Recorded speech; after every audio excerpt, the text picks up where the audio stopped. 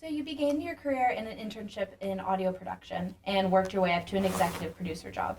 So what drove you to pursue media and entertainment initially? Initially, it was my love for music and the industry. I wanted to go back and I wanted to work in the record business. I think I had this idea that I would produce records and work in a studio. But when I started in radio, I realized pretty quickly that I had this love for entertainment.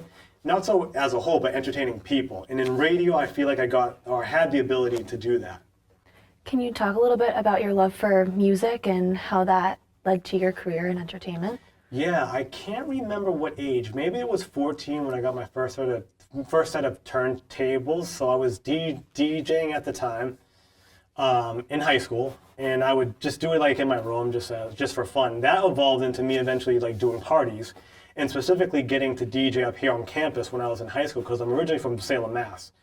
And that was a lot of fun. I got to hang out with college girls and party with college kids, so it was a blast. And then that just progressed on and eventually landed me an internship. So you're an Endicott alum, and you graduated in 2002, and you were a communications student. Yep. So did you always see a clear career path when you were here at Endicott? Well, yes, because this was the first place I really had the ability to get some professional field experience. And once I got into the professional field, not saying I was a bad student, but I'm like, I like working a lot more than like schoolwork. And I saw that could be an easy bridge into the next career thing. And the radio station was an easy thing once I got there, once I landed the position. And being able to work in the field was better for me than anything. So yeah, so to answer your question, yeah. So you've been mentioning like the radio station where you first did your internship.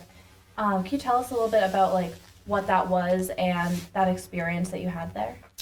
Yeah, I remember my first few days was just doing research a lot for some of the interviews that they were having, some of the news articles or some of the topics that they wanted to talk about. My first big project that they gave me was breaking down or making a spreadsheet of all the new shows and the current shows that were still on the air for every TV network. So I made the spreadsheet that was like, it was huge, but it was colored in all certain ways, so people were really, really impressed. Where I think like the interns before had just given a list, but I put them in their time slots. What shows were before, what shows were after, which ones were the new ones and the old, but all to specific colors. So they were blown away by that, and then that led to more responsibilities and more projects like that. So I still remember the second day of my internship, I was there till 4:30 in the afternoon working on this one thing. So. Did you teach yourself how to do all those things once you got to your internship, or do you think that your classes you took at Endicott, I know that you were only a sophomore when you started at Jammin' for your first internship, so. I don't think the classes at Endicott taught me that, because I think that's a work ethic thing. So I've always had good work ethic, and I always wanted to go above and beyond. And I saw the opportunity that I was given there, so I definitely wanted to take full advantage of that. But Endicott gave me a foundation of understanding the media landscape as a whole, something I would have never have known from before. So that was a work ethic thing. And so you kind of mentioned with the spreadsheet, that was a way that I'd assume you made yourself very visible to the people around you. And I know that on your website and on your About page, you talked a little bit about making yourself so visible within this radio station. So how do you think that kind of helped shape the trajectory of your career, and how do you think that kind of helped in the beginning? Well, I think that was the foundation of one of my core beliefs is like, be yourself, right? But in doing a project like that, I did it my way, the way that I saw, what I thought it could be done. So whenever I tackle anything, I'm like, all right, somebody can get this from anybody else, but they're gonna get my version of what it is. So I always try to think of like, what can I bring to the table? How can I make this better? Based completely on my personality and my belief or my vision for whatever it is. So I kind of always try to own who I am and bring that to every project that I'm involved in. Do you think that you had a lot of success in your career from keeping that mindset, especially early on after college graduation and getting a job in Boston Media? I mean, well, I say it probably became in 3 phases. The first phase, probably because I was too young and too cocky to understand that maybe I shouldn't really be that confident in certain things, but it allowed me to kind of be my own person and like get into situations that led to a better career. But then I hit this point in the middle where like I was trying to be somebody who I wasn't. So that part, no. But then afterwards, in the third stage of it all, I definitely like got better ownership of who I am as a person and what I can bring to every project and situation. I got more comfortable with being me, and that changed everything. So the third phase of that, I definitely evolved to the best version of me that I have ever been. Yeah. And with that evolution of becoming the best version of yourself, do you think that that has affected your personal brand? Absolutely. I'm more comfortable in showing and telling and talking about my perspective on things from my angle, and more confident about my beliefs in whatever it is. Where there was definitely a phase where I would overthink everything and always think about what the audience. Well, what if they think this? What if they think that? I feel like over the years I've owned myself so much to the point where like I feel confident enough to kind of like share this in a vulnerable way, and it could help somebody versus thinking it from their perspective first and thinking about all the negatives that can come from it. So yes. Yeah. So when you started to kind of think of yourself as more of just like a media personality and you kind of grew your personal brand, how do you say you started that transition? I know you talked about the different phases that you went through, but how do you kind of describe the beginning of that transition from like radio host to now not only being a radio host but working on so many other things? Well, I think it all started with social media. In 2015, when I got let go from Jammin' that time, I got forced into this world where it's the only thing I had to share my creativity, to share my passions, to talk to an audience, and that was on Instagram. And I just doubled down on all of that, and that kind of broadened my horizon and elevated me beyond just radio to media as a whole. And once I got there, I'm like, I like this. I love having control on everything. So I just doubled down on all of it, and now I feel like it just keeps getting bigger and better. I feel like we think of social media growth in the influencer age as something that's happening now, but it sounds like you kind of started that pre-all influencer and like the TikTok era, Yeah. I guess. So can you talk a little bit about that and how you saw that there would be a path through social media? At the time, I don't even know if they were using the word influencer, but I definitely saw that people were getting large followings by creating video series on whatever it is. Most of it was on YouTube first. And I saw that these people were online creating these audiences, and people were engaged in everything that they were doing, posting these daily videos that in the past people probably would have thought it was like BS and just like, what is this? But they were getting these followings. So I knew that this was eventually going to evolve. And then when Instagram started changing and when they added video, when they added short form content, I was like, okay, now this is starting to touch upon more people. Then Facebook did its changes. It was when I saw the older demographic of people starting to mention some of these influencers where I knew it was going to be really big. And then the influencers got into podcasts and got into all these other aspects of media that then I'm like, all right, well, it's here to stay, and it's going to keep evolving. It's really interesting to hear you talk about that, like, well before, like Annabelle said, the age that, like, we kind of have known it as. And you also mentioned leaving Jammin' 94.5 for a hiatus, but you're back there now. Can you kind of walk us through the career changes that you have gone through? Well, the first career change I went through was not by my choice. It was because I got fired, which really sucked. But it's a part of being in the media. It's a crazy thing to say to people, but it comes with the territory. So I got forced into that situation, which at the end of the day, it turned out to be a really positive thing. Worked at a country station for a couple of years, and went back to Jammin' 94.5, which was amazing. But now we're at this point where I'm having probably the most exciting career change, where I'm leaving Jammin' 94.5 once again. This time it's by my own choice, and I'm doubling down on my company that I started a couple of years ago. It's working with small to medium-sized businesses and creating content for them and just having them show up weekly and to help out their businesses. And that's what I'm most excited about. It's absolutely scary. I have times when I'm super panicked about it for a second or two, but then I just go right back to, all right, well, this is what we need to do. We need to keep working. Yeah. What other things are you pursuing after you leave Jammin'? And kind of like, can you walk us through what that doing content for these small brands looks like? Yeah, I've realized that there are a lot of business owners out there that know they need social media, and they need that form of marketing almost more important than anything else. But they don't know how to do it. are familiar with it. Some of these people are mom and pop places that have owned the business in their family for so many years, and they've realized that some of their competitors have social media and have content that's really compelling. Now they know they need it. I help people out like that. I help them show up on a weekly basis. But also, it's more than just posting a picture or a video of somebody doing something random. I help them write the scripts, the storytelling, plan out the next year of their businesses, the next 18 months, and really focus it down at the end of the day to help their business either get more inbound leads, get a bigger following, and get more calls at the end of the day.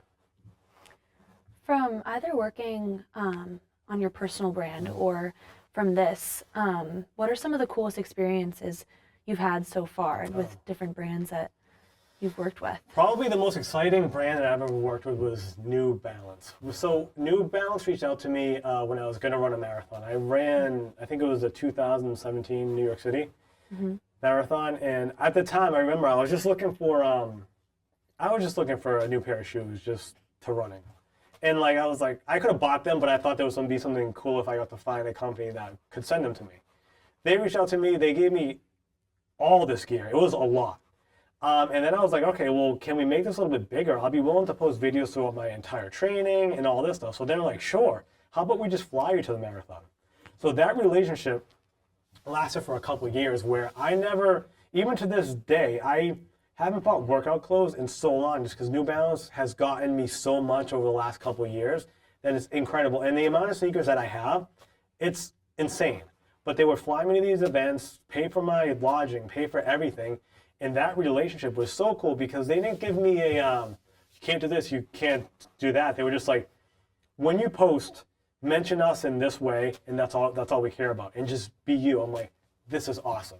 And I think that partnership worked really great for so long. I think that was really cool. Like I remember being in New York City in a hotel room, paid for by them, and I'm just there. I'm like, I'm here to run a race, and they paid for all my stuff. They paid for all my clothes. Like, this is awesome. That was incredible. So That's really cool. yeah.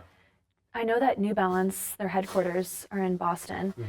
Did that have a connection to when you're, The local connections between all the people. I knew some people that worked at a PR company, and then that was the connection there. And then after that, it just became about building the relationship, specifically in the way of like making it beneficial to both parties. I work with I know a lot of influencers in Boston who are very selfish and they just want stuff for themselves. At the end of the day, this company is sending you stuff. It needs to be beneficial for both parties. And for anybody that I work with, that's what I always think about.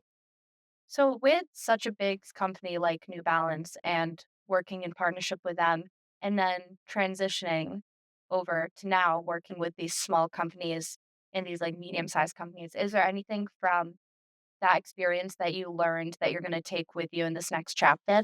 Yeah, I have confidence that I can deliver on the highest level. Working for bigger companies, like obviously the pressure is there. You have a lot of eyes on you, nitpicking the smallest thing from the higher ups, and you're going to get notes on everything. So I know from that perspective I can deliver. So I can handle the one guy who owns a business that is a little bit too much about this one thing. So it helped me build that confidence there. And I would say that is the biggest thing, because like some corporations that you work with, there's somebody judging stuff from higher up that knows nothing about what it is that you're doing, about content, about video, but they're making like decisions up there. So that gets kind of annoying. But if I deliver for them, I can deliver for anybody. When you talk about delivering for them, are you referencing your time from working at Jammin' or the country music station? No, I mean specifically about like delivering.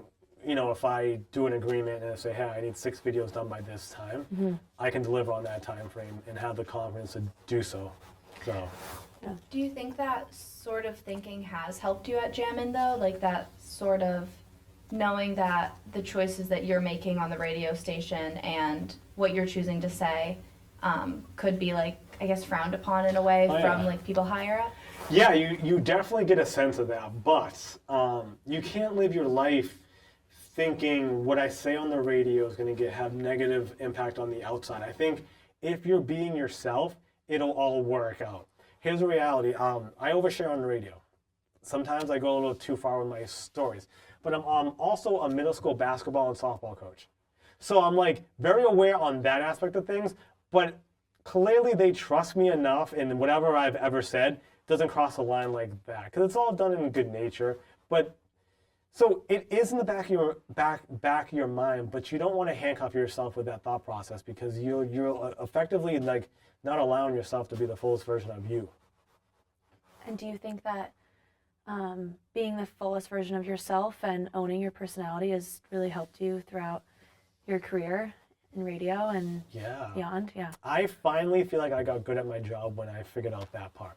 Once I was me, that's when it became like a different thing. It's funny, I drive to work like every day at the same point of my drive. I say the same things to myself to kind of hype myself up. One of those things is be you, be you. That way I can remind myself, be yourself every single day. And at the end of the day, if you're being yourself, then like, you're not being fake, you're not dealing with BS, at least you can own who you are as a person. Know that you gave it your all as yourself. If you had to give advice to the Endicott students that are getting ready to graduate, such as ourselves, you would say, like, be you. Yep. But at the same time, like, you've had quite a bit in your career to, like, grow to realize that. How would you suggest to, like, a younger generation finding that space and that ability to be yourself and, like, making that confidence, I guess? A good example of that is there's probably something that both you guys want to do that's a dream job. I don't know what that thing could be, right? But maybe you're at a point in your life where you feel like your next evolution has to be to get a 9 to 5 in whatever field you're studying in, which is completely fine. Mm-hmm. But if you have something in the back of your mind that you want to really honestly have a passion for, I would say do it. And I feel like, to me, that's a great example of being yourself. Like, if I said to both of you guys, what's something that you guys would do for $1 million a year? You can pick anything. Would it be PR? I don't know. Would it be something else? So that's something to think about. So, like, I would just say, if I could give any advice, be yourself, but then also, what is it that you really want to do? Do it now. Do it when you're fresh out of school, because now you have a good opportunity, because 10, 15 years down the line, your life looks a lot different. You have a family you're providing for. You're stuck in that rat race that you may not love, and you might feel like a little bit trapped. But now is the opportunity to do so. And I say this from the perspective of, like, I know a lot of people who are just like, damn, I should have done this, I should have done that. Now I'm 20 years into my life after college, and I feel like I don't have a choice. Yeah, that's really good advice. And, like, I know that both of us are kind of in, like, the next stage of looking for jobs and trying to figure out where we want to live and what we want to do. And it's hard to get wrapped up in, like, choosing the safe option just for stability. And And safe is okay. I'm not saying anything against it. Mm-hmm. But if you pick the safe route and then you spend the next 20 years of your life thinking, I don't love this, that sucks. Where, go the unsafe route, risk it all on something now when you really, like, I mean, you don't have a family, you don't have all these things where, like, listen, you may not be able to risk it all because you're providing for your family and you have a mortgage and all these things that, at your age, I didn't think about how important these things are. So now would be the time to kind of, like, play it unsafe. Mm-hmm. Why not? And if it doesn't work out, at least you know you gave it a shot. Going into this next chapter of your life, you're leaving Jammin at the end of the month and starting to really just focus on your personal brand. Do you feel like you're kind of taking a chance, or do you feel ready for and confident in this next chapter? Am I taking a chance? Like, absolutely. I have a steady paycheck now. I could have signed another contract for 3 years and been fine. It's a low pressure job in the sense of, like, our boss really is not on our case. I had the job down to a science. I felt good at it. So I'm leaving that comfort. So it is a roll of dice. But on the confidence side of things, I feel so ready for this, and I feel like I've been working on this subconsciously, consciously for so many years. And just a little bit of work I've done with some other brands out there, some companies, some businesses, I'm like, I know what I'm talking about. I'm excited for this challenge. This is another thing. I've never been somebody who went into the uncomfortable. Recently, I found myself that, like, the uncomfortable has turned into the comfortable, where it has challenged me. And on the other end of that, there's always been success. So it's a gamble, but there's confidence on the other end of it as well. Yeah, that's really exciting. We're really excited to see what you do in the next step of your life. And thank you so much for talking with us today. Welcome. Anytime.